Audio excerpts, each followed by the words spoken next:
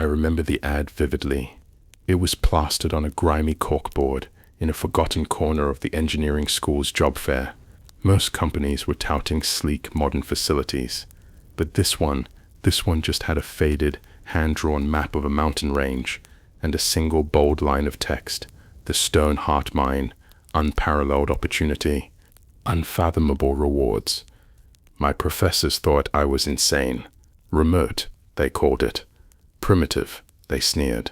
But honestly, I was excited. Adventure had a new name, and it was called the Stone Heart Mine. The ancient beat-up bus, more rust than metal, hurtled straight for the middle of nowhere. I couldn't help but press my face against the dusty window.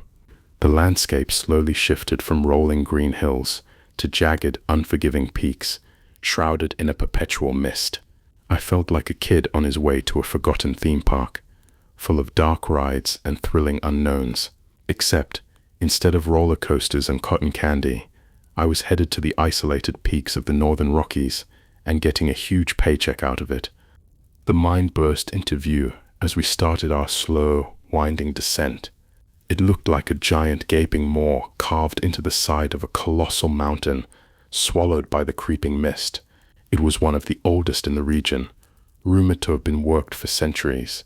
The pay was unbelievable, and the recruiter, a shifty-eyed man who smelled faintly of sulfur, said something about a special bonus if I finished my contract. I signed up as soon as I got my certifications. The moment my boots hit the gravel path leading to the mine entrance, I was hit with the raw smell of damp earth, rich minerals, and something else, something coppery and strangely sweet. The noise was louder than I expected, not the roar of modern machinery, but a constant low thrum, a deep vibration that seemed to emanate from the very core of the mountain, making the ground tremble beneath my feet. A couple of men in different colored hard hats waited for us, their faces grim under the dim light. I was told to approach the man in the faded red hard hat. He looked like he'd been down here for decades, his skin weathered and his eyes deep set, seemingly holding 1,000 secrets and a slight tremor in his right arm. "What's your name, son?" he asked over the pervasive hum, his voice rough. "You can call me Silas, sir. I'm the new geological engineer," I replied, trying to project confidence despite the unsettling atmosphere. "Welcome to the Stone Heart. I'm Marcus, the head foreman around here. Now listen closely. First rule of survival here: always wear this." He handed me a crude obsidian amulet, surprisingly heavy, intricately carved with symbols that looked like swirling veins of ore and jagged peaks. The stone was cool to the touch. "Put it on. Keep it on you at all times. In the showers, in bed, doesn't matter. Just make sure you have it," Marcus insisted, fixing me with a stare that brooked no argument. A silent command that said, "Don't ask stupid questions." I slipped the cool, heavy amulet around my neck, noticing for the first time that everyone around me wore the same thing. Some were polished smooth from years of wear, their carvings almost faded. Others looked brand new, sharp and distinct. Marcus started walking, his pace deliberate, and I followed, trying to take it all in. The mine entrance was a bewildering labyrinth of rough-hewn tunnels and shadowed passages. I'd never seen anything so vast and ancient in my entire life, a structure that felt more organic than man-made. "Here's the deal, Silas. This place is more than just rock and pickaxes. There are rules that aren't in any company manual, rules whispered from miner to miner, but it's vital you follow them if you want to survive the job." Marcus paused, his eyes glinting in the dim light of his headlamp, reflecting a deep, unsettling knowledge. "So rule number 1 is?" He raised an eyebrow, his gaze piercing. "Always wear the amulet," I stated, the words feeling weighty on my tongue. The old man nodded with approval, a faint, almost imperceptible smile touching his lips. "That's right, rookie. It lets the source know you're part of the crew. It can't claim you before your time." As we ventured deeper into the mountain's embrace, Marcus continued the tour, pointing out different shafts and tunnels, some of which seemed to disappear into impenetrable, inky blackness, their secrets tightly guarded. And over here is the mess hall. This is where you'll spend most of your downtime. We entered through heavy, weathered wooden doors into a surprisingly cozy area, a stark contrast to the oppressive vastness outside. There was a small, dusty gym, its equipment looking well used, and a simple counter for food, emitting a faint smell of stale coffee. Next to it was a small library filled with old, worn books, their pages dog-eared, and a few battered board games. Marcus opened another door, revealing a room with a few rickety sofas, a large crackling radio, its static a constant companion, and yes, a dartboard. Here's the common room. It's all about keeping sane out here. Being cooped up for weeks can mess with your head if you're not careful. It made perfect sense. The contract stipulated I'd be in the Stone Heart for a whole 3 months. After that, 4 weeks of vacation, then back to the mine. It was a small comfort to know there were plenty of ways to unwind here, to dull the edge of the omnipresent isolation. Finally, Marcus led me to my dorm room. It was basic, as expected. A sturdy bunk bed, a small metal desk, its surface scarred, and a locker for personal items. My roommate Thomas was a burly, quiet man who was already asleep, his breathing deep and even. He was the only other geological engineer on the shift, a fact that meant we wouldn't be seeing each other much. With only 2 engineers on duty, someone always had to be on call, ensuring constant vigilance. So we worked around each other's shifts, a silent understanding between us. Just before stepping into the room, I noticed a heavily reinforced, rusty metal door at the very end of the hall, its surface scarred with what looked like ancient gouges. Marcus gripped my arm, his fingers surprisingly strong, and pointed at the door, his voice dropping to a low, serious tone. "That's the second rule here, Silas. That door, never open it, no matter what you hear." "What's behind it?" I asked, my voice betraying a hint of unease, echoing a little too loudly in the quiet hallway. "Restricted area. You don't want to end up like Old Man Hemlock." Marcus then launched into the chilling story. It was just before his time at the Stone Heart, a tale whispered amongst the older miners. Hemlock was an odd character, mostly keeping to himself, a silent figure in the depths of the mine, but he was exceptionally skilled with explosives, always having his detonator at the ready, a vital asset in the dangerous work. But one day, things took a disturbing turn with him. He just started packing up all of a sudden, his movements erratic. Boots, clothes, even snagged his worn-out pickaxe from his bunk. Everyone was scratching their heads because his leave wasn't due for another 2 weeks. His friends questioned him, their faces etched with confusion, but the only thing Hemlock muttered was that he desperately needed to go home.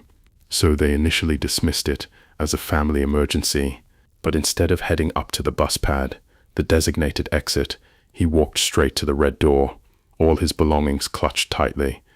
Nobody dared to follow him, of course. Even then, the unspoken rule about the sealed door was deeply ingrained, a truth universally acknowledged among the miners. But management lost their minds, their faces contorted with fury. They declared that anyone who even touched the door would be instantly fired, a harsh penalty for a seemingly simple act. Then, a day later, a strange, thick, reddish-black goo started leaking out from under the door, a slow, disturbing seep. It came out as a trickle. At first, a faint, disturbing stain. The technicians, ever practical, initially thought there was a system leak in some forgotten shaft. The last thing you want in a mine being an unknown substance seeping out. But the foremen, seasoned veterans of the mine's peculiar ways, just waved it off, their faces expressionless, and told everyone to ignore it. But it relentlessly kept coming, a viscous, expanding pool. Soon enough, the bizarre substance filled the hallway. Marcus said it got up to an inch deep, a grotesque, glistening carpet. It took 3 days before it finally stopped, the flow ceasing as abruptly as it began, and it took the cleanup crew a whole week to mop it up, their efforts futile against the lingering taint. But the strange metallic smell, a smell that clung to the air like a phantom, lingered for months, a constant reminder. Hemlock's family was told he had an unfortunate accident in an unexplored shaft and was lost to a cave-in, a convenient lie. But one of the cleanup crew, a young, nervous man, found something amidst the grim mess. It was Hemlock's old, worn-out pocket watch, right in the middle of the dark goo, its hands frozen in time. Rule number 2, do not enter the sealed tunnel. After dinner, I decided to seek a momentary reprieve from the unsettling atmosphere and headed up to the observation platform near the mine entrance. The mine operated relentlessly, 24 hours a day, 7 days a week, its machinery humming with tireless energy. So, it was still noisy even at night, the constant mechanical thrum, a backdrop to the mountain's silence. But beyond the stone heart, the mountain stretched out in peaceful, brooding majesty. It was miles and miles of endless, jagged peaks, a vast, indifferent wilderness. As I gazed out over the valley below, something caught my eye, a subtle disturbance in the otherwise static landscape. It was too dark to make out clearly at first. A shifting anomaly. Whatever it was, it seemed to absorb the starlight. A void in the shimmering expanse. I moved closer to the edge, driven by an unsettling curiosity, to get a better look. A massive shadow moved in the distance, a colossal, creeping presence. It rose up, slowly, inexorably, and then, with a jolt of ice in my veins, I realized what it was.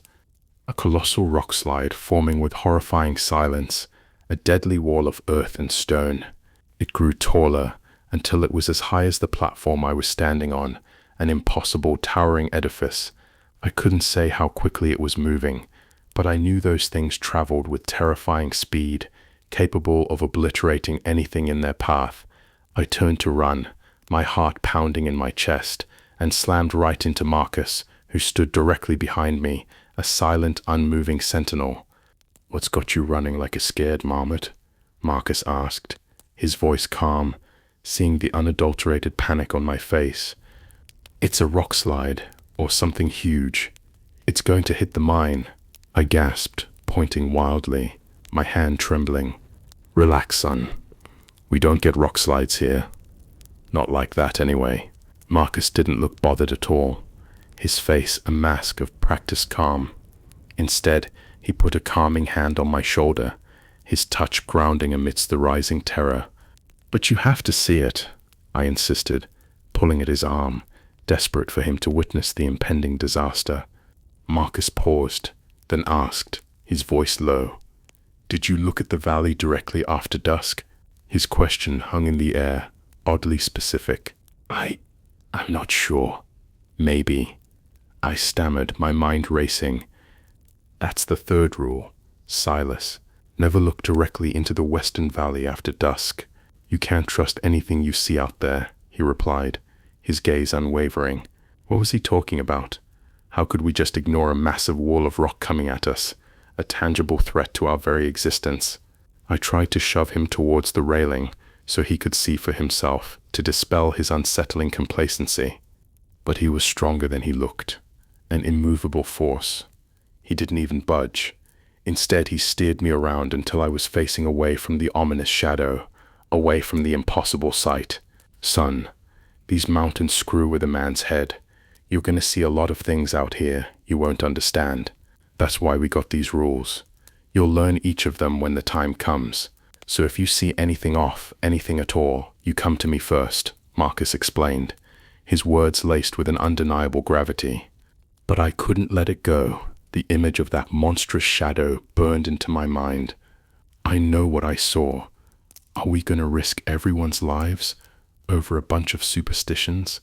Marcus remained unnervingly calm, but there was a sharp edge to his voice now, a subtle shift in his demeanor. "If that rock slide was real, don't you think we'd all be buried by now?" I froze, the chilling logic of his statement cutting through my panic. He was right. The silence of the night, save for the mine's hum, spoke volumes. Marcus led me back down to my room, his hand still on my shoulder, a silent guardian. He told me I had an early start tomorrow and to get some rest, his voice a gentle command. I nodded, my mind reeling, and began kicking off my boots. But just before he left, he turned, his eyes piercing through the dim light, and made me repeat the third rule, his voice low and firm. Rule number 3, never look at the Western Valley after dusk. My alarm rang, a jarring sound in the quiet room, marking the start of my first official day in the Stoneheart. Rolling out of bed, I noticed Thomas was still deeply asleep on his bunk, exhausted from his own shift, a silent testament to the grueling nature of the work. After quickly getting ready, I headed to the mess hall where I grabbed a quick breakfast, the food tasteless in my mouth. The day ahead was going to be a full one, a plunge into the heart of the mine's operations. Marcus handed me my schedule after I ate, his movements precise. As a mine crew, we were on for 12-hour shifts, a relentless grind. But thankfully, they fed us 4 times a day, and we got plenty of breaks, small islands of reprieve in a sea of labor. Being the new guy, my job for the day was to shadow Marcus, a baptism by fire. This meant I'd get a first-hand look at what it truly took to keep the Stoneheart running, to maintain its delicate balance. Our work as engineers was crucial out here, a constant battle against the mountain's immense pressure. The relentless pressure and seismic activity could destabilize tunnels with frightening speed, a constant threat hanging over our heads. My first task was to help Marcus reinforce a section of a support beam that had begun to splinter, its integrity compromised. And as I shored it up, I could see how much the relentless stress of the mountain had eaten into it, its fibers groaning under the strain. We meticulously measured and cut a new brace, ensuring a perfect fit. Then I followed Marcus's lead, his movements practiced and efficient, fixing the new timber into place with heavy-duty bolts, securing it against the mountain's persistent embrace. As the day relentlessly pushed on, we moved from one critical job to another, the work never seeming to end.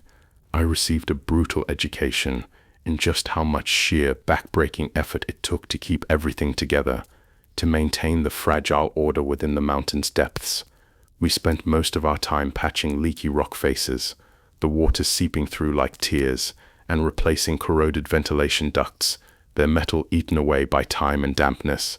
By the afternoon, I was beginning to get the hang of things, my movements becoming more fluid, my understanding deepening. That was when Marcus, his voice devoid of any emotion, stated that we needed to go to the deepest shaft for urgent maintenance, an area whispered about with hushed tones. As we made our way there, he dropped another one of his unsettling rules, his voice low and even.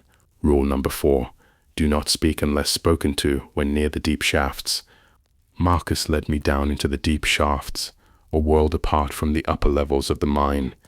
It was a suffocating descent into cold, cramped spaces, the air thick with dust, and the oppressive weight of the earth. The entire crew down here was covered in a fine, shimmering dust and sweat, their faces grim and set. As I followed Marcus, my headlamp beam cutting through the gloom, I noticed everyone was using precise, practiced hand signals to communicate. It made total sense, considering how deafeningly loud the drilling machines were, their roar echoing through the confined space. But what struck me was their unwavering silence even when standing next to each other, their faces betraying no sound, only the silent language of their hands. I guessed down here, they took that rule seriously, its meaning imbued with a deeper, more chilling significance. We continued moving deeper into the bowels of the mountain, the air growing heavier with each step. The deeper we went, the pungent smell of damp earth, sulfur, and something metallic grew stronger, a sickly sweet aroma that clung to the air. There was a constant, low grinding sound around me, a pervasive rumble, like being next to a massive, slow-moving gear, its teeth tearing through the rock. The walls vibrated with the raw force of the machinery and the crushing, unbearable weight of the earth around us, a constant, threatening presence. Finally, we arrived at a section where the support beams on the wall were creaking precariously, their timbers splintered and groaning. They looked like they could collapse at any moment, the mountain threatening to swallow us whole. Marcus pointed them out with a sharp gesture and then indicated his kit, a silent command. I understood the urgency, We immediately began working.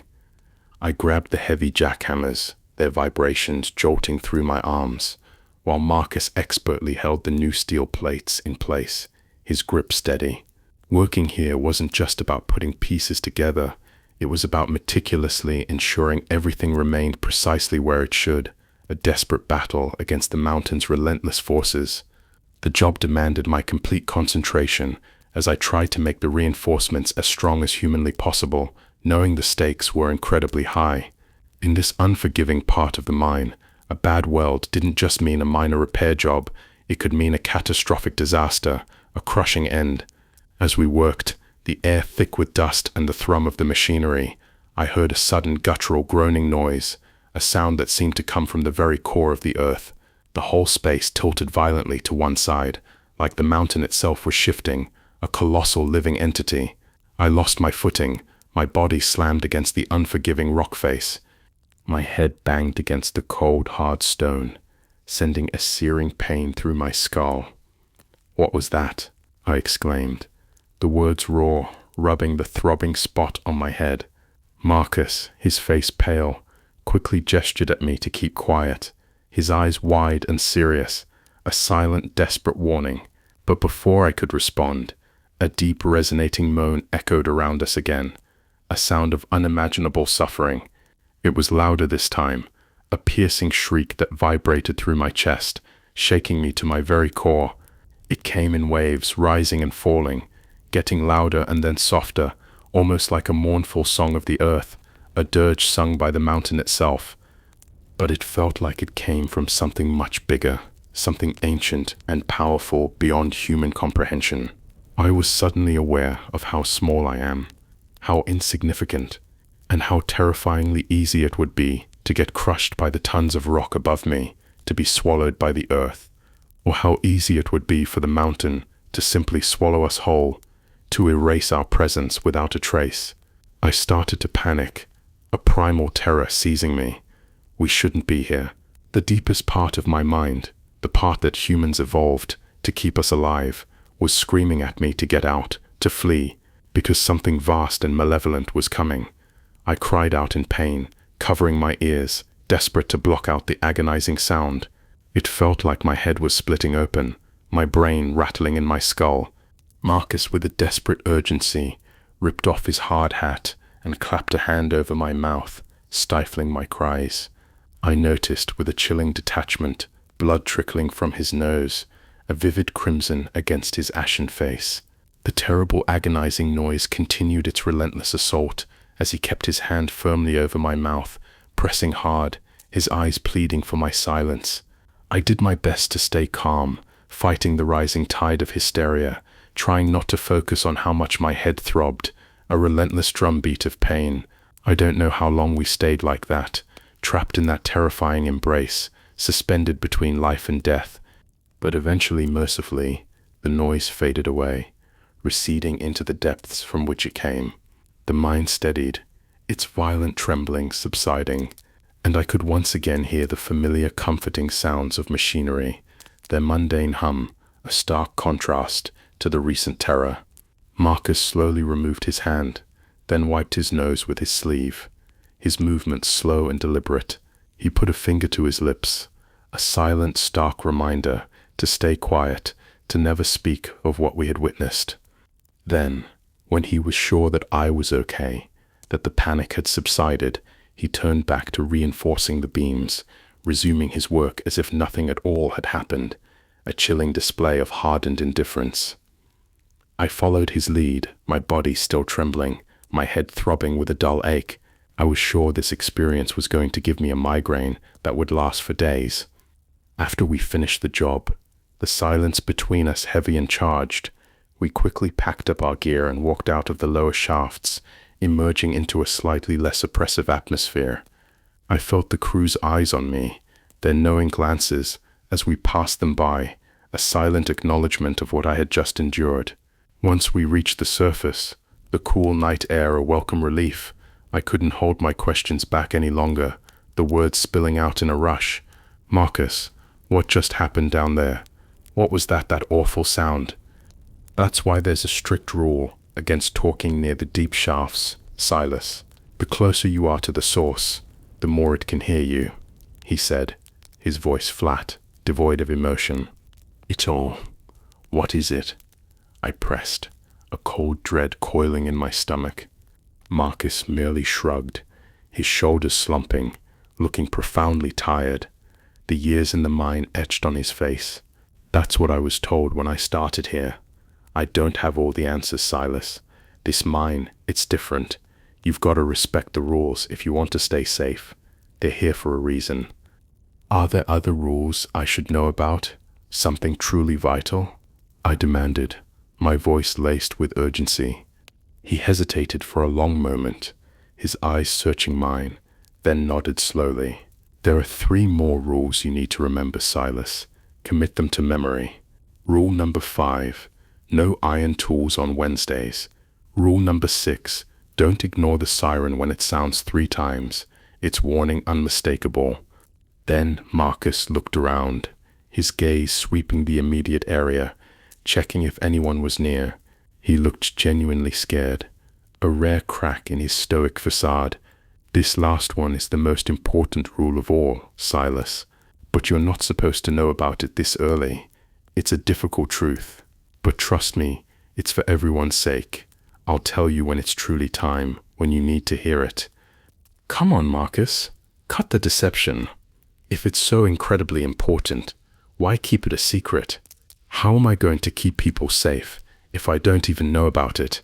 I exclaimed, frustration and fear mingling in my voice. Marcus looked utterly exhausted, as if all the years in the mine were finally taking their toll, draining him of life. Look, son, please just trust me on this. I've kept you alive all this time, haven't I? Just remember those 6 rules, engrave them in your mind, and I'll tell you the last one when you absolutely need to hear it, not a moment before. The rest of the shift passed in a strained silence, the earlier terror still lingering in the air. Marcus was all business after our talk, his focus unwavering, his calm, almost detached attitude helped me gradually get back into the routine of the work, the mundane tasks, a welcome distraction. I started to relax, the memory of what happened in the lower shaft slowly receding, pushed to the back of my mind. As the days passed, life in the mine fell into a predictable, if unsettling, pattern. Wednesday came around, bringing with it a subtle shift in the mine's rhythm. And like he said, we didn't use any iron tools that day. Instead, we used specially hardened wooden mallets and chiseled stone picks for lighter work, their primitive nature a stark contrast to the modern machinery. I heard a few grumbles from the crew about the inefficiency of it all, a low murmur of discontent, but it seemed like everyone knew this ritual was coming, an accepted part of their existence here. I didn't mind too much. The surprisingly strong wooden tools worked well enough for the day's tasks, their effectiveness a strange comfort. But I did witness something peculiar that day. I was getting a second helping of stew, its aroma filling the mess hall, when I saw the cooks meticulously filling up a large crude wooden bucket with discarded metal scraps, broken drill bits, rusted nails, even a bent pickaxe head, all collected with an almost reverent care. A steward, a thin, nervous man, checked off a list every time they placed something in the bucket, his movements precise. But that bucket wasn't just full of metal. Every time they threw something in, I could clearly see a strange, black, shimmering dust coating the inside, a fine, ethereal powder that seemed to absorb the light. Once it was full, a heavy burden, they wheeled the bucket out of the kitchen with surprising speed. I didn't know where they were headed, and a prickle of unease ran down my spine. Marcus saw me looking at the whole process, his expression unreadable. All he could do was shrug, a gesture of resignation, and say, "That's Wednesdays for you, Silas, just how things are." Other than that, the week went by peacefully, the days blurring into one another. We went around the mine, tirelessly replacing anything too splintered to be useful, or performing minor maintenance when we weren't busy with more pressing tasks. Sometimes I'd get time in the afternoon to play a quick game of darts, the simple competition, a welcome diversion. At night, when I was on the observation platform, a lone sentinel under the vast sky, I'd catch glimpses of unsettling things from the corner of my eye. If it was from the west, I rigorously ignored it, forcing my gaze away, remembering Marcus's stern warning. Sometimes there'd be strange glowing fissures in the rock, bright yellows and deep purples, pulsing with an unnatural light. Other times, there'd be a chilling, dry fog, rolling in silently, carrying an unsettling stillness. One time, I swore something colossal moved across the distant peaks, a massive shadow passing silently behind the largest mountain, its presence chillingly undeniable. But overall, I was getting used to being in the stone heart, to its strange rhythms and its quiet horrors. I did finally meet Thomas at some point, during a shared break. He was a funny guy when he wasn't snoring into a pillow, his humor a surprising balm in the harsh environment. He told me his contract had been renewed 7 times so far, a testament to his endurance. He had 3 kids he was putting through college back in Oklahoma, a powerful motivation, and that was something I noticed a lot too. The crew would often talk about how many contract renewals they'd signed up for, a subtle form of boasting. No one ever said it out loud, but it was like there was an unspoken hierarchy about that, a pecking order based on years of service. The more times someone had signed up again, the more respect people seemed to give them regardless of their official rank. I'd even seen men get into heated arguments with their supervisors, their voices rising in defiance. And you know what the crazy thing was? I'd seen drilling foremen back down when renewals got brought up, a surprising concession. Other than that, the crew got along remarkably well, a tight-knit community bound by shared hardship. Before I knew it, I was just a couple of days away from going on leave, a much-anticipated respite. But something happened that made me question whether I'd even want to go back to the Stone Heart, a single unsettling event that shattered my growing complacency. It was a Tuesday, the air thick with the usual mine dust. Marcus and I were back below ground, our headlamps cutting through the oppressive darkness. We were diligently reinforcing a newly blasted tunnel section, its raw edges still crumbling. I'd become accustomed to the occasional groan or subtle shift of the earth beneath us, accepting it as a normal part of the mine's restless nature. Just as we were about to finish up, the air suddenly vibrated with a loud, piercing blare from the PA system. 3 loud, piercing blasts, one after the other. Marcus froze, his eyes snapping to mine. "You remember what that means, right?" His voice was low, laced with an unsettling urgency. I knew we weren't supposed to ignore the siren, its warning unmistakable, but I was fuzzy on the exact details, my mind a jumble of rules. "Yeah, we shouldn't ignore the siren. But what exactly are we supposed to do?" I replied, my voice a little too high. "Leave your gear. Follow me to the safety chambers," he commanded, his voice sharp as he quickly took off his hard hat, signaling the severity of the situation. Safety chambers? I couldn't remember anything about safety chambers during my initial training, their existence a chilling revelation. Still, I didn't hesitate. I followed Marcus's lead, my heart beginning to pound. We made our way back to the main shafts, the path now crowded with other crew members, all moving with a desperate, unified purpose, heading the same way. The safety chambers turned out to be 3 large, heavily reinforced rooms, carved deep within the mine's core. Each one was equipped with a small first aid station, its supplies looking grim, and a few emergency provisions, their presence a stark reminder of the potential for disaster. Marcus quickly led me into one of them. Looking around, I noticed some guys who looked like they'd just woken up, their faces pale and disoriented. Thomas was one of them, his hair a mess, and he was standing around in his long johns, a picture of disarray. And yet, even in his state of confusion, he was still wearing his obsidian amulet, clutched tightly around his neck, its presence a chilling constant. Once everyone was inside, packed tightly into the cramped space, the siren blared out 3 more times, its final echoing cry sending shivers down my spine. Then, with a resounding clang, a couple of senior miners slid the heavy metal doors shut, sealing us in. My eyes were drawn to the inside of the door as it slowly closed, revealing an unsettling sight. It was covered in intricate writing, a sprawling tapestry of symbols. Though it wasn't any language I recognized, it felt ancient to me, imbued with an eerie power because of the intricate swirling patterns. There was a drawing of a human figure kneeling before a jagged rock, a posture of supplication, a spiraling vortex, its lines seemingly in motion, a creature with many eyes, its gaze unnervingly fixed, and a bunch of other characters made up of rough lines and carved angles, their meaning lost to time.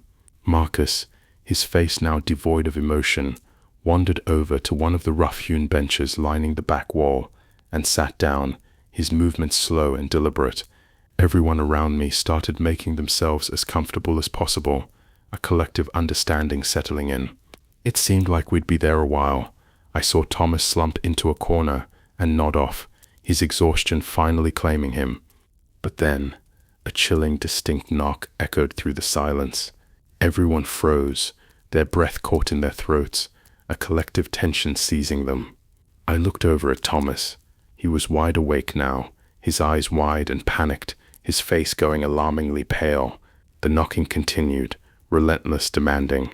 Then a voice, raw with desperation, started shouting, pleading to be let in. The senior miners huddled by the door, their faces grim and strained. It was clear they were arguing with each other, their voices low and urgent, but I couldn't really hear what they were saying, their words lost in the rising tension. All around me, people were getting into their own heated debates, their whispers growing louder. Tensions were clearly rising, the fear in the room palpable. I looked back at Marcus, seeking some answers, but his eyes were fixed firmly on the door, his fingers rubbing compulsively at the obsidian amulet on his chest, a desperate, silent prayer. The man outside continued to yell, his voice hoarse with terror. He begged us to let him in, his pleas echoing through the thick metal. He claimed it wasn't fair that he got locked out, that he was asleep when the sirens rang, and his dorm was the furthest away from the safety chambers, a cruel twist of fate.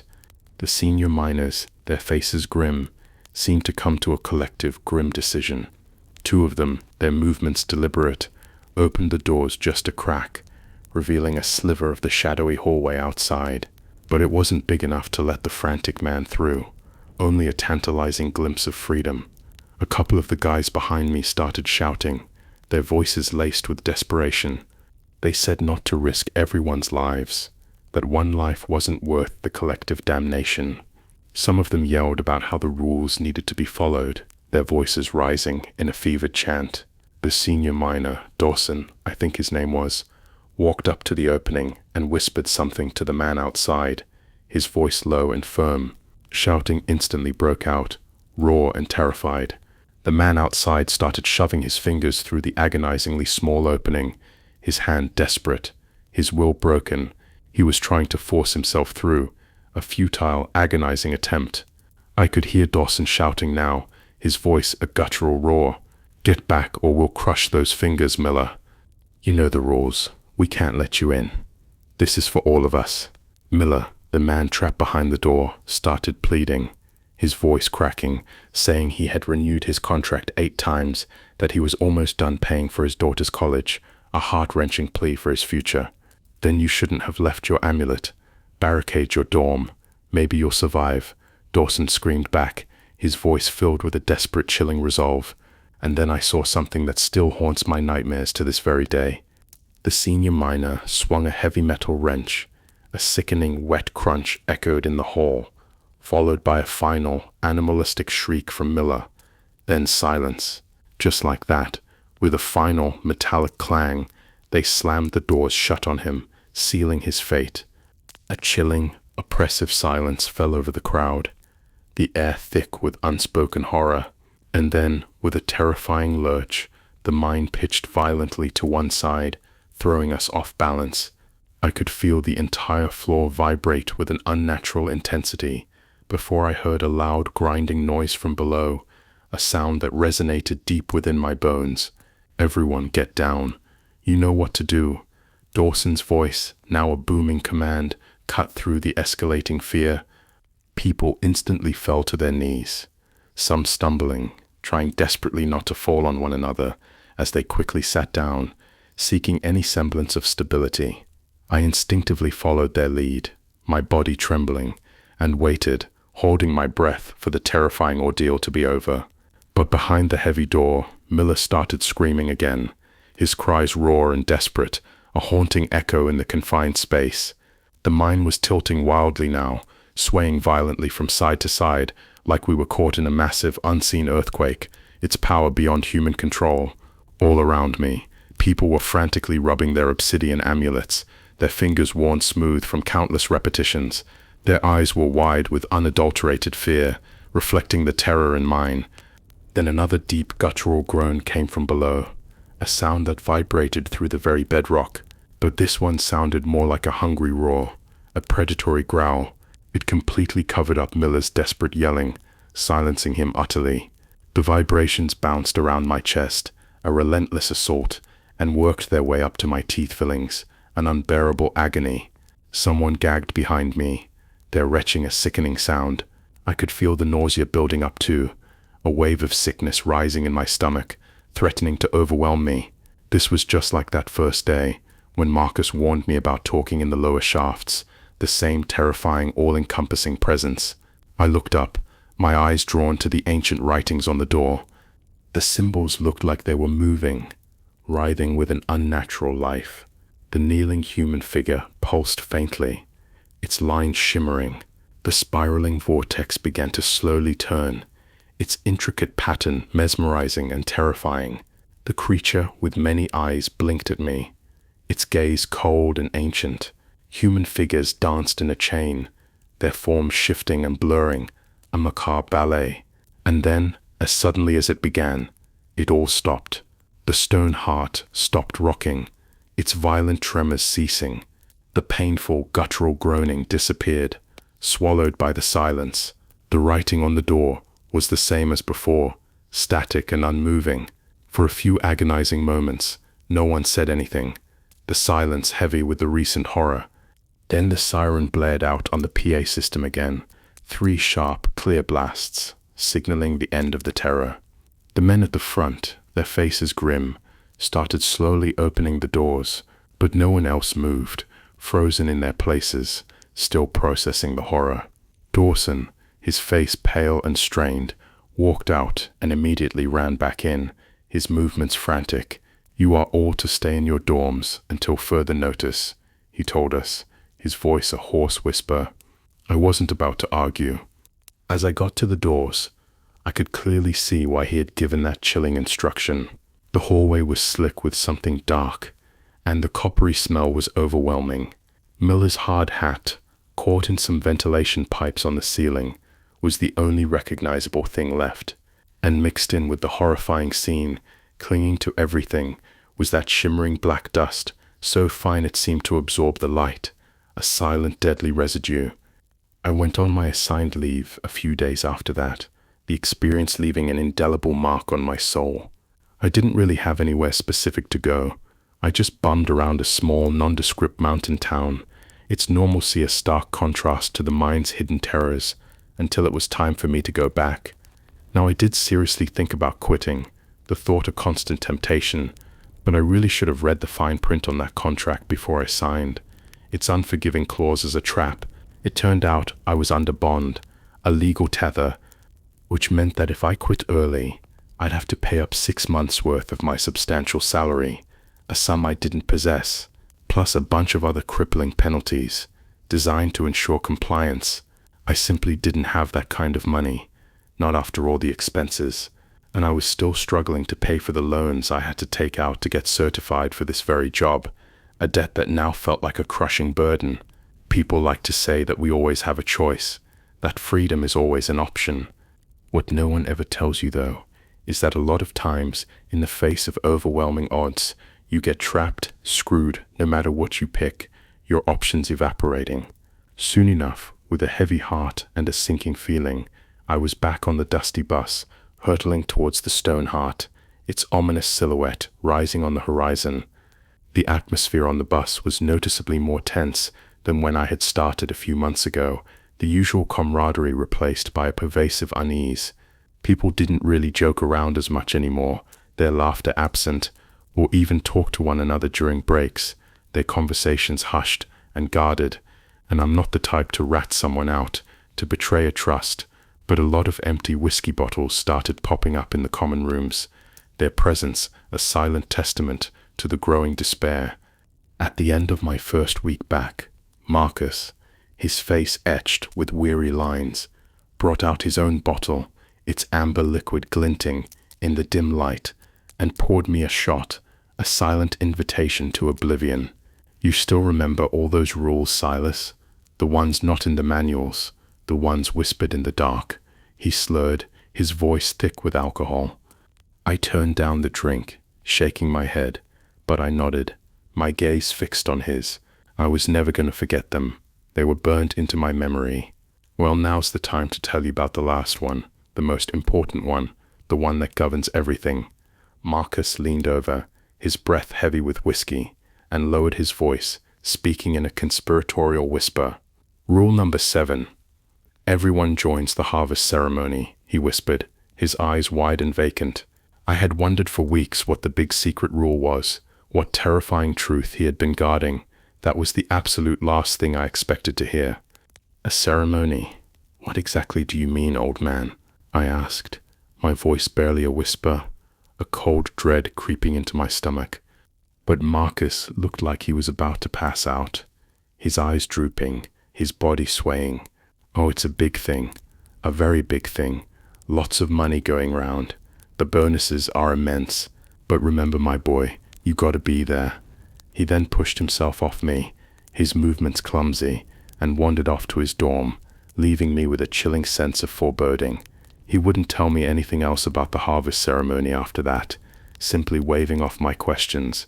All he would say was that it's something the company meticulously plans and executes at the end of everyone's 3-month contract, a mysterious, unspoken obligation. For the next couple of weeks, I pretty much kept my head down, my movements careful, my thoughts guarded. I did my job meticulously, my focus absolute, always had my amulet securely on me, its weight a constant reminder, and deliberately kept out of people's way, avoiding any unnecessary interaction. Things were getting noticeably more hostile among the crew, the tension a palpable presence in the air. I heard a lot more arguments erupting, their voices sharp and angry. I never actually saw a full-blown physical fight, but I'd seen some people walking around with fresh cuts and bruises, silent testaments to the simmering resentment. And then finally, with a terrifying inevitability, it was time for the harvest ceremony. It was everyone's last day on the job, the end of their grueling contract, unless, of course, someone, in a desperate gamble, agreed to renew. I looked over my shift schedule that day and saw the entire evening was blocked out for the ceremony, a stark, undeniable entry. Everyone was supposed to gather at the main shaft entrance after the last dinner shift, a mandatory assembly. The cooks went all out that night, a final lavish meal before the unknown, roast boar, its rich aroma filling the mess hall, and fresh bread, still warm from the oven, were laid out for everyone. But no one seemed truly hungry, their appetites dulled by apprehension. I quickly finished up my food and lingered in the common room, the quiet hum of the radio a faint comfort, until it was time to go up. At around 9 p.m., the PA system crackled to life, its voice distorted, telling everyone to proceed to the main shaft entrance. When I got there, the crowd was already forming a rough, uneasy circle around Dawson and the other senior managers, their faces grim and unyielding. They were setting up a large, ornate wooden drum, not unlike the one used for the Wednesday rituals, its surface scarred with ancient carvings, and some crude but powerfully amplified speakers, their wires snaking across the rough floor. Behind them was a narrow, newly opened fissure in the rock face, a jagged wound in the mountain, pulsing with a faint, unnatural, reddish light, an ominous glow. I found Marcus in the dense crowd, his face pale and drawn, and got up next to him, seeking what little comfort his presence offered. Everyone looked nervous and twitchy, their eyes darting around, betraying their deep unease. Then Dawson, his voice surprisingly steady, picked up a microphone and addressed the assembled crowd, his words echoing through the cavernous space. "Evening, everyone. Good job on getting to the end of your contracts. You've earned your rest. Now, before we proceed with the harvest ceremony, I want to clarify something for all of you." Dawson cleared his throat, his gaze sweeping over the anxious faces. What happened to Ron Miller was tragic, a regrettable incident, but it does not count towards the necessary transaction. We made a binding deal to keep the minerals flowing, a pact forged in the depths, to keep the stone heart breathing, to keep its pulse strong, to keep the money coming, the reward for our service. We follow the rules without question, and we conduct the harvest ceremony every 3 months, a sacred obligation. Mr. Miller broke the rules. His defiance sealed his fate, and we still have to do this. Dawson cleared his throat again, his voice gaining a chilling resonance. The good news, however, is that the company will be doing a 15% increase on this round's bonuses, just this once, as a gesture of appreciation. Everyone who doesn't participate in the harvest ceremony will get the usual bonus plus the increase on top. Sound good? That did sound good to me. Incredibly good. The thought of that substantial end-of-contract bonus had almost slipped my mind. I vaguely remembered reading something about it in the extensive paperwork buried within the dense legal jargon, but no one else seemed as excited about it as I was. The prospect of extra money seemed to hold little sway over their grim faces. The only reaction Dawson garnered was a couple of weak, almost forced cheers, quickly dying in the tense air. He didn't really care though, his face a mask of cold resolve. He signaled to a stocky miner, a man with a scarred face, who reached into the wooden drum and pulled out a large, smooth, dark stone, its surface cool and silent. Without even looking at it, the miner grimly handed the stone to Dawson, his movements robotic. "The participant of this round's harvest ceremony is Mr. Thomas Vance," Dawson announced, his voice flat, devoid of emotion, the name hanging in the air like a death knell. A loud guttural cry of despair erupted to my right, tearing through the suffocating silence.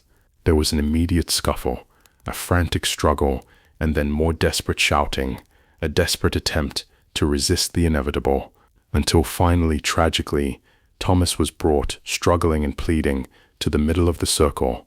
2 burly men held him down, their grips like iron, pinning him to the rough ground. Marcus's hand, cold and clammy, clamped tightly on my arm, his grip surprisingly strong. He leaned down, his breath warm on my ear, and whispered, his voice a hoarse, desperate plea, "It'll be over soon, Silas. Just think of that bonus. Think of all the good it'll do for your family. That's why most of us are here. That's why we endure." The way he said it, his voice a raw, pleading whisper, it sounded like he was trying to convince himself as much as me. One of the managers, a stern-faced woman with cold eyes, opened up the wooden drum behind Dawson, its lid creaking ominously. She dipped a large bone-carved ladle into it, its surface gleaming. A man grabbed Thomas by the hair, yanking his head back. I had to look away as the woman approached with the ladle, but the sickening sounds of Thomas choking and gagging were inescapable. When I dared to look again, a dark, viscous substance was pooling on the ground before him. As soon as Thomas convulsed, the other managers, moving with a chilling, practiced efficiency, ran up and dipped small, pointed wooden sticks into the dark, viscous overflow, coating them in the horrifying mixture. Then they ran off to the edge of the shaft entrance and, with an almost ritualistic precision, started drawing. They drew complex, swirling symbols on the rough rock floor, moving around the entire perimeter of the stone heart, their movements deliberate and unhurried, symbols exactly like the ones I had seen etched into the door of the safety chamber, their ancient power now terrifyingly real. Every now and then, they'd go back and dip their wooden stick into the unsettling, dark substance that Thomas emitted, replenishing their vile ink. The crowd was utterly silent, a profound, terrifying stillness descending upon them. No one moved, save to let the managers pass through, their faces blank and unreadable. The only sound, chillingly clear, was Thomas gagging, his desperate struggle against the black substance. "Marcus, what is going on? What is this grotesque performance?" I demanded, my voice raw with disbelief and burgeoning terror. Someone has to do it, Silas. That's part of the ancient deal the company made with whatever's keeping the mineral veins rich, keeping the stone heart alive. It's a transaction, a horrific exchange, but the bosses, they give everyone a bonus for having to go through it, a meager recompense for the soul-shattering price. Some of these guys, they've been renewing their contracts for years without getting chosen, their luck holding out. It's all down to pure chance in the end, he explained, his voice flat, devoid of emotion, as if reciting a grim liturgy. But Thomas, the medics can save him. Right? He got it all out. There has to be a way, I insisted, a desperate hope clinging to my voice. Marcus's eyes glazed over, his gaze unfocused, distant. Once the managers finished drawing all around the mine entrance, Silas moved to the back of the crowd. You hear me? Don't question it. Just move. You don't have to do this next part, but you need to stay inside the drawings for the whole thing, he said, his voice a low, urgent whisper, his words carrying an undeniable weight. The crowd tensed up, a ripple of silent anticipation passing through them. It was like they were all getting ready for something, a horrific preordained act. And then, with a chilling finality, I saw the managers stop drawing, their work complete. Marcus pushed me roughly to the back, his urgency absolute. As the crowd surged forward, a horrifying wave of humanity. They all ran towards Thomas, a single unified mass. Their hands, a multitude of grasping fingers, reached out for him, a terrifying embrace. I heard Thomas's agonizing cries for a long time, echoing in the deep confines of the mine, a sound that will forever haunt my darkest dreams.